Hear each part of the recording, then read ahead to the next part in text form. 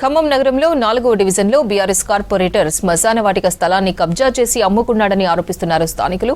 BRS కార్పొరేటర్పై చర్యలు తీసుకోవాలంటూ ఆందోళనకు దిగారు యూపీహెచ్ కాలనీ వాసులు. కార్పొరేటర్ తన స్థలం అమ్ముకోవడం కోసం శ్మశాన వాటిక స్థలాన్ని ఆక్రమించి ప్లాట్లు చేశారని ఆరోపించారు. చనిపోయిన తమ వాళ్లు అంత్యక్రియలు జరిపేందుకు శ్మశానానికి తీసుకెళ్తే అనుచరులతో కార్పొరేటర్ దాడులు చేయిస్తున్నాడని ఆగ్రహం వ్యక్తం చేశారు. డివిజన్లకి 4వ డివిజన్ వాళ్ళకి శ్మశాన వాటిక ఇక్కడ కాలపక్కన పెట్టి మాకు ఇచ్చింది. అప్పటి నుంచి ఇక్కడే ఉంది. ఈ శ్మశాన వాటిక ఇప్పుడు ఏం చేశారంటే మొత్తం మట్టి బూడి చేసి సమాధులు కనపడకుండా మట్టి బూడి చేసి మొత్తం కబ్జా చేసారు. వేరే ఊరు నుంచి వచ్చి ఇక్కడ కబ్జా చేశారు.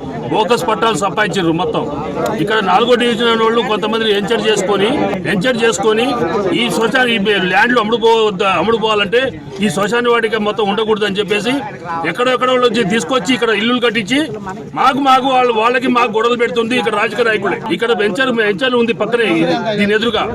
ఆ ఎంచర్ వాళ్ళే మాకు గొడవలు పెట్టడం కారణం. ఇంతకుముందు మొన్న కూడా 10-15 రోజులకి కాడ కూడా ఇక్కడ డెడ్ బాడీ తీసుకొచ్చి తగలబెట్టాం.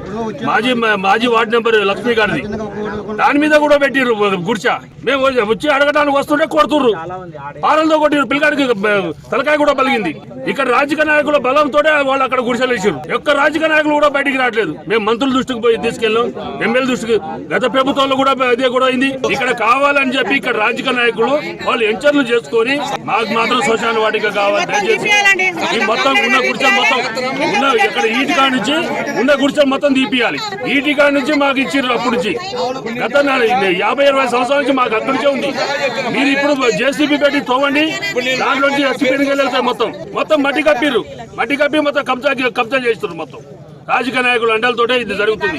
ఈ సమస్య పరిష్కారం వరకు మేము ఇక్కడే కూర్చుంటాం. వంట వార్పు కూడా ఇక్కడే వేసుకుంటాం, ఇక్కడే ఉంటాం. మేము ప్రతిదీ బెదిరించి చేస్తున్నాడు.